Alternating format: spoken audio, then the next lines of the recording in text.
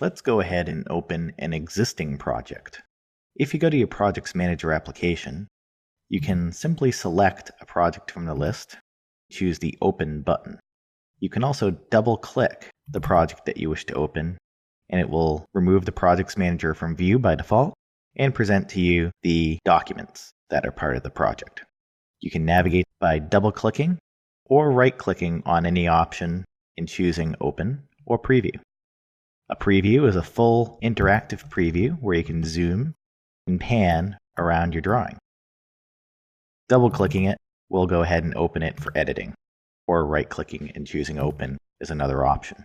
You can open up all of the submenus inside your document browser by clicking the top of the browser and hitting the star key on your keyboard. A simple way of getting access to all of your documents without having to drill down into each folder.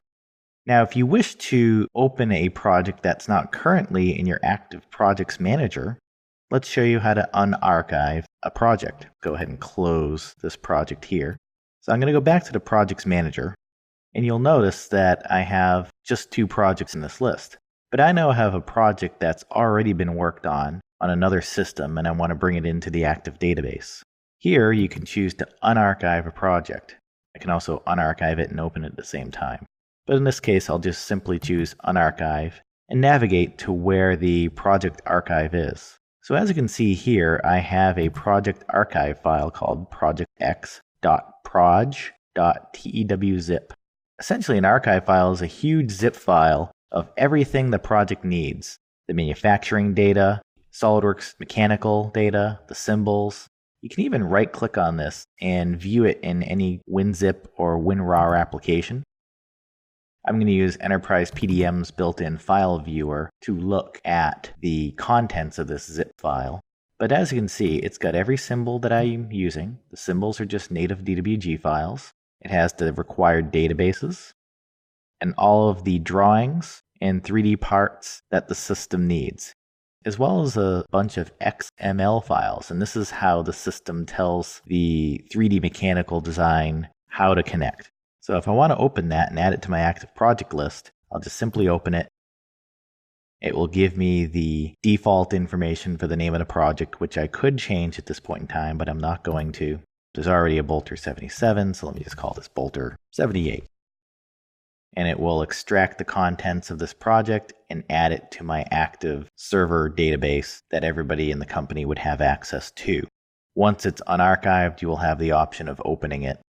Before we open it, however, we get this menu option, asking us if we want to merge the library elements. Remember, when we looked at the contents of that zip archive, it contained lots of information. Some of that might actually be duplicate information as well.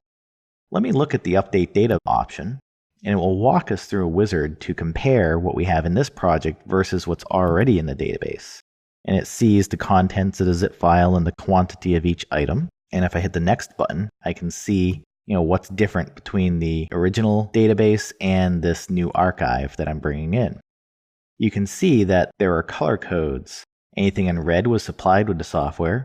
Anything that's green was a user-created option, and blue was supplied by the software and modified by the user. You also see an action menu here where you can do nothing because it sees that the database objects are identical. You can create a duplicate object by keeping both, or replace this object that I have in my unarchived project and replace the database object. In this case, I want to do nothing because they're identical, and you can walk through each of the items to check for that. And once you're done, you can hit finish. And this is really a nice way to make sure that you don't have duplicate data, and if you share data with other people that are not connected to your database, they're not going to be missing anything. Finally, it'll ask us if we want to open the project, and we'll go ahead and do that, and I can see the contents of the project. If I want to close a project, I can right-click on the project here and close the project.